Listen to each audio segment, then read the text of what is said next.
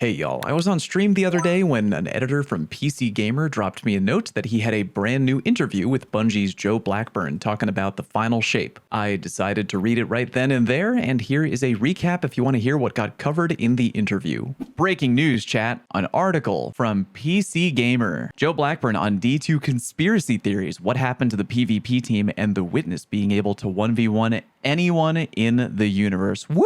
Reading time. Channel our inner bife. Greetings, Guardians. No. It's been 2 weeks since the mood music in D2 got so bad that game director Joe Blackburn took to his personal Twitter to deliver a video message addressing various community complaints and concerns. The latest meltdown has been triggered by one such state of the game post, which rather than allaying concerns had airdropped petrol onto them. Yeah, definitely throwing gas onto a fire there. It should be noted that D2's audience is... You trying to think that you're better than me, Tim? Because you went to college? Woo! I could use big words. Febrile? Febrile?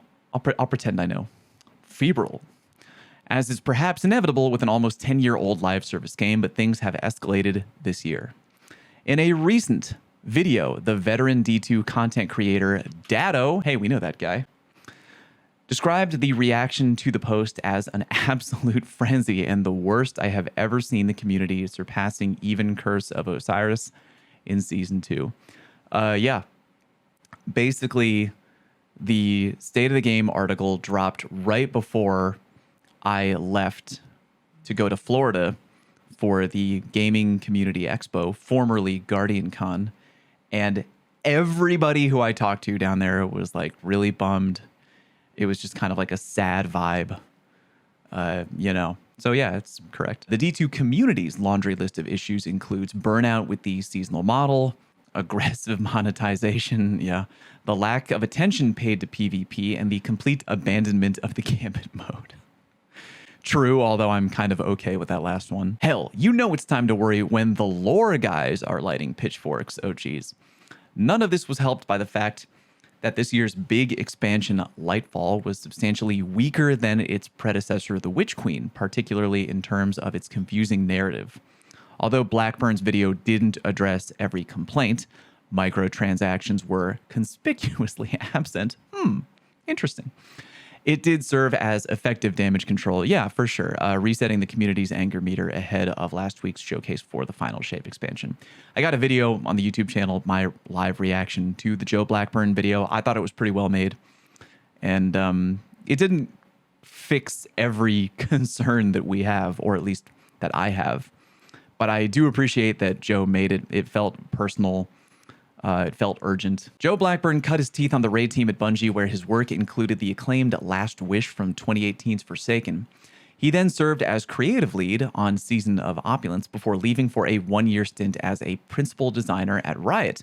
In 2020, Blackburn returned to D2 in the role of game director. Most seasons, Blackburn earns the Conqueror title via LFG, respect. And after the final shape launches, he plans to start streaming the game. Yeah, as mentioned before, that is going to be very interesting to watch. I will be watching. I hope he has a really good moderator team. Watching the showcase, it felt relatively conservative in terms of reveals. Speaking to Blackburn later that week, I asked him whether Bungie is now entirely focused on sticking the landing to its decade-long story, particularly given Lightfall's rocky reception. That is a kind way to phrase it, he says. We're really trying to focus on what we do well. We've seen a bunch of other games, mostly in the single-player space, try to cap off a big chapter and how challenging it is. That challenge is also the reason why, as Blackburn explained in his video, the final shape isn't going to introduce major systemic changes like this year's Guardian Ranks feature. Instead, Bungie wants to double down on the core fantasies of Destiny. For Blackburn, that means weapons. When our weapons are good, Destiny is good. I mean, I partially agree with that, yeah. Over the last couple of seasons, I felt less compelled to craft god rolls of the new guns, largely because my arsenal is already so stacked. That is such a big problem in the game right now. Jeez, I have a video coming out on, oh my God, when? Thursday, covering whether or not the new exotic fusion rifle is worth the pre-order. It's a big problem in D2 right now. Despite the tireless work of the Sandbox team when it comes to creating new perks, it feels like we're running out of design space for new stuff. Yeah. Yeah, you've obviously identified one of the reasons why to do this right. It requires a shift of focus, not just on the weapons team, but in the leadership teams, says Blackburn. I talk about this with exotic weapons and armor or anything we put in the game, whether it's a new super or aspect. The law of diminishing returns means each one has to work harder to make an impact on your Guardian's loadout. True. In the wake of sunsetting, a lot of people have kind of realized that maybe sunsetting, it's a really difficult topic to discuss. I've talked to a lot of streamers who kind of are now hoping that a reset button gets hit and we start the grind all over from scratch. Destiny 3 or whatever you want to call it. Yeah, it's a really tricky situation. But then you have other players, I mean, they don't want to lose their loot via sunsetting, especially if they're relatively new. It's just difficult. He gives the example of the Forbearance grenade launcher. Best gun ever from the Vow of the Disciple raid, which is best in slot at clearing entire waves of enemies. True. Blackburn says the feeling of many players towards Forbearance is holy shit, I'm never unequipping this thing. Yeah. So he says what the studio has to do now is make something that changes how players feel about that. The risk of trying to one-up yourself is, of course, power creep, but Blackburn sees potential in creating new weapon sub-archetypes such as the sidearm that shoots small rockets that is coming in the final shape. He also thinks that despite the fact most players are DPS goblins who just want to make damage numbers go higher, true, that there's scope for weapons that offer different kinds of utility. We have to think about it in the ways that utility matters to players, says Blackburn. He points to the return of the iconic exotic Gallarhorn, which now buffs teammates' rockets, as a good example. Legendary weapons don't need to provide quite that level of utility to be desirable. For instance, there's a new perk this season called Heal Clip that restores health to allies and yourself when reloading after a kill. That is a way to get into support that allows players to still shoot things but be able to provide meaningful ways to modify other players' output. So I think you'll see us exploring more of those angles. You can also see the same philosophy at work in the new Banner of War aspect, right? Which was added to the Strand Titan kit. It provides pulses of healing and a melee damage buff to allies within a nearby radius, and has already proved incredibly popular, among my punch-happy pals. Again, the secret sauce seems to be damage plus utility equals good times. Speaking of utility, 2 of the 3 new light supers revealed in the showcase lean into team play. Void Titans will be able to throw axes that explode and can be picked up by teammates, while Solar Warlocks can buff all their core abilities and their weapon damage of their allies. The burning elephant in the room? Isn't it just the elephant in the room? Why do you gotta light it on fire? Is whether or not that will be compelling enough for Warlocks to switch off. Well, yup, true. Which has been ubiquitous since Vanilla D2 due to its mix of damage boosting and survivability. I asked Blackburn if he's confident the new Solar Super can clear that bar. I'm confident right now that the new Solar Super is very good. Skirting the question a little bit. He says, I'm not confident that without Well of Radiance changes, it doesn't become that you need 2 Warlocks and one of them is going to run well and the other is going to run this super. When I interviewed Bungie's Kevin Yanis back in February, he described Well as being probably in the realm of too useful. Probably? Which I interpreted as hinting a nerf was inbound. Bungie swiftly denied that was the case, so I don't want to put words in anybody's mouth this time. Here's exactly what Blackburn has to say about it. We've had to do this before with things like Divinity and auto-reloading. At some point, you're like, hey, this super provides utility that a lot of people like, but we are handcuffing a bunch of our players too. So what's the version of this where we can say, okay, the time for everyone feeling like they have to run this is over. We know that we have to make some changes before the final shape raid. That's surely the nerf confirmed. As for why the light subclasses got new supers when the dark subclasses still only have 1 each, Blackburn says the rationale is largely thematic. You are literally inside the Traveler. Oh, that makes sense. And the Traveler needs your help. How is the Traveler going to help you? Fair. The answer is by giving you sweet new abilities. Bungie also wants us to feel like Guardians of the Light once again. Although the studio hopes the final shape will appeal as widely as possible, there's clearly a rich seam of nostalgia to draw on for veterans who first woke up in the Cosmodrome, good God, back in 2014. Jesus. There's also a very good reason why we aren't getting an entirely new Darkness subclass, as had recently been rumored. We learned some things from Beyond Light and how Strand is integrated, about how distracting that can be from the message that we're trying to tell. With that mention of Strand, the introduction of what felt shoehorned uncomfortably into Lightfall's narrative, our character literally finds it in a street, I can't resist putting one of my favorite D2 conspiracy theories to Blackburn. There's been an idea in the community for a while, copium, that Strand was actually supposed to launch as part of the Witch Queen.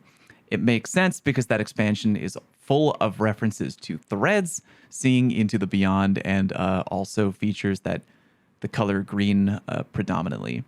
Here's Blackburn with a big bucket of cold water. Woo! You're going to get a big scoop here, he says. Strand was never designed for the Witch Queen. For one thing, it just takes us longer than a year cycle to make a whole new damage type. Even the green correlation is really funny to us because Strand didn't start out from someone writing green power on the whiteboard. Instead, he says that in the same way that Stasis thematically fit the blasted tundra of Beyond Light, so Strand suited the neon synth waviness of Lightfall. Strand was all Lightfall all the time, reiterates Blackburn. And I'm sure that some people will never believe me unless they can go see the flag fluttering on the moon. That's funny. Last season's big lore bomb was that the Witness, the smoky-headed, saucer-eyed space goth who serves as D2's big bad, is in fact an entire dead civilization mushed together into one powerful being. The Witness intends to enact the final shape, which, as far as I can make out, involves reducing the universe to its simple state by destroying everything weaker than itself. It makes for a pleasingly esoteric antagonist, and I'm looking forward to tracking it inside the Traveler, where we'll explore a realm called the Pale Heart that reflects our experiences back at us, providing another chance for a dollop of nostalgia. As cool as that all sounds, though, I can't help but feel a slight sense of disappointment that the Witness's vast fleet of pyramid ships is largely empty, bearing a smattering of new elite units. The final shape will add Strand and stasis-wielding subjugators to the tormentors that debuted in Lightfall. Throughout my time with Destiny, I'd always assumed the second collapse would bring an entirely new race of enemies rather than one admittedly very, very powerful and weird dude. Blackburn understands the concern, but points out that Destiny's previous major threats, like Gaul and Oryx, have all followed the same formula of arriving in the solar system with an army. He describes the formula as, I'm going to bring a bunch of spaceships, they are full of aliens, I am the most powerful of the aliens. What makes the Witness scarier? Says Blackburn. It's important for us that the Witness has to feel different. The way that we keep phrasing it is the raid team and combatants. The way we keep phrasing it to the raid team and the combatants team is, if the Witness 1v1s any character in the Destiny universe, the Witness wins. The Witness versus Riven, the Witness wins. Witness versus Atheon, easy. We have to also establish raw boxing power and what the Witness does differently. As for the lack of new rank and file enemies, Blackburn argues that creating a bunch of new Dreg level units wouldn't be interesting. Probably true. He compares the core combat in D2 to a skateboarding game in which the tricks you're stringing together instead involve shooting aliens in the head. In that scenario, switching out of the basic enemies doesn't make much difference to the overall experience. Instead, he points to the additions of Wyverns and Beyond Light as a better use of design effort. We want to focus on the big bads that are going to move the needle. It's going to be Hive Guardians, it's going to be Tormentors, it's going to be Subjugators. Things that we put on the battlefield that make things more interesting and dynamic. Bungie has already confirmed that the confrontation with the Witness will take place in the Final Shapes raid, but also promised that non-raiders will experience the climax of the story in full, including the defeat of the witness. Assuming we win, of course. Blackburn says that the denouement? God, I need to read a book. Won't just be a cutscene. He explains that whereas the Witch Queen and Lightfall campaigns each had 8 missions, the final shape will ship with 7 on day 1. The implication being that the 8th mission unlocks for everyone once the raid has been beaten. Because of the implication. He also indicates that the format of the mission will be different to the boss encounters against Savathun and Callus from previous campaigns. When we did the witness, it just didn't pass the sniff test. Sniff test. So we knew we needed a different strategy. I guess it just didn't feel right, I guess. The eternal question with the Destiny series is, okay, but what happens next? Yes. In the year following the final shape, Bungie is switching its content model from 4 seasons to 3 episodes. Each episode is structured as 3 acts and intended to tell a standalone story, rather than the endless soap opera we've had for the last couple of years. But I still wonder how the new model will help with player burnout. Yeah, true. Given that it still very much looks like a template. What we want to be doing with episodes is creating more touch points to inject change into the game, says Blackburn. The benefit, as he sees it, is the opportunity for each episode to create longer beats around a single creative idea, ultimately resulting in stories with more depth. I think what we're really looking at is being more reactive, more agile to change. He's understandably coy, yeah, probably, when it comes to talking about whether episodic content will stay in the game for longer than the seasonal stuff did. I don't think we're talking about that yet. Says Blackburn when I ask him whether episodes will be moved to the DCV at the end of the year. The answer that's not great here is that the pressure of how much stuff can fit on disc is still immense for Destiny, true. For the last few years, we've been really focused on how to keep all the stuff that's critical to the Light and Darkness saga in the game. We want to make sure that in the next year of Destiny, the most critical content, both from player enjoyment of logging in every day and from knowing what's happening in the narrative and seeing the best content, remains in the game. That is the lens we're looking through. We have not been able to defeat gravity in terms of making Destiny twice as big as it is, but we want to make sure we're keeping the stuff that is important. Jesus Christ. Despite the fact that I'm a PvE main, it would be remiss to not ask Blackburn what's gone on with PvP, a mode which appears to have been staffed, much like the Marie Celeste was crewed for many years. In his Twitter video, Blackburn outlined how a PvP strike team of developers was being brought in to perform triage on the mode. But that begged the question, when and why was a decision made not to have a dedicated PvP team? Good call. Because there was a time in D2's life when it had a fairly high-profile developers. However, I specifically recall a reference in a This Week at Bungie blog post from last November that the Trials of Osiris revamp had been handled by the team responsible for the weekly ritual modes, clearly confirming PvP no longer had its own specialist team. Good call. I don't remember that at all. Blackburn explains that when he came back to Bungie in early June of 2020, he found substantial uncertainty over the future of PvP. Woof. He describes the mood at Bungie as, I'm not so sure about this thing in the long run. We haven't seen it move the needle. Have we ever been able to satisfy the PvP audience? Sure. How do we deliver players what they want? Part of the problem has always been that there just aren't many examples of games that provide a hybrid of PvE and PvP. That is true. However, for Blackburn, being able to find an awesome gun and then take it into the Crucible remains a part of the magic of Destiny. That is true. One of the first things he said as game director was, hey, we have to support this thing. We have to figure out how it makes sense. He swiftly adds that the strategy, which mostly amounted to better balancing and the occasional new mode, has not been enough. Now, with the new PvP strike team gearing up, Blackburn says the plan is to no longer sit on the fence when it comes to PvP.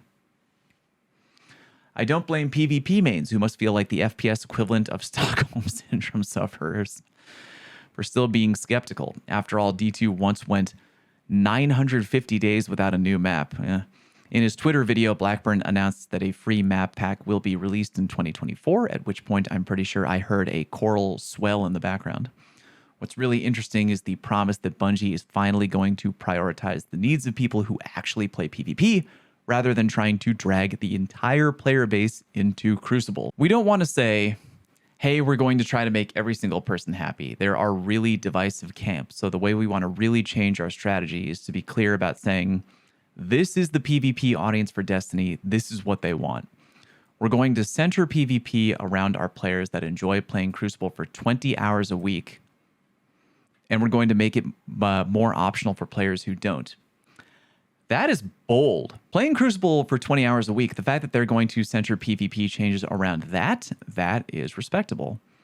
Because I feel like for the longest time, Bungie's PvP strategy has kind of been more focused to the casual player.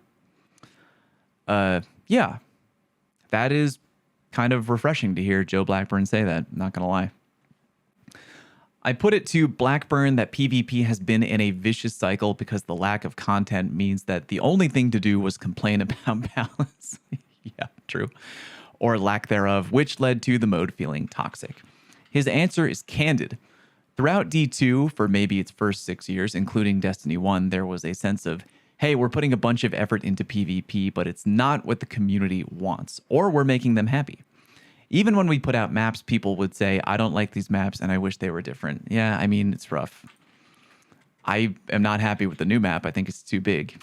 New maps are not necessarily a guarantee that PvP is saved.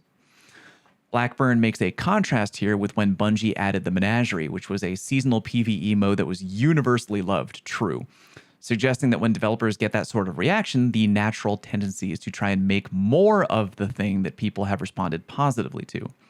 Straight up, I just think that we have to be more balanced about that, says Blackburn.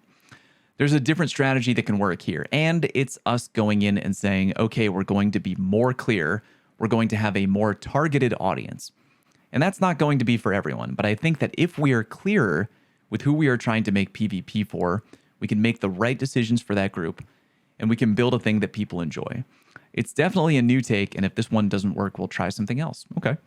We're not afraid of being wrong here. Good call. We're not going to let a fear of being wrong stop us from doing something and trying to really nurture this part of the game. I think that's the end of the article. Okay.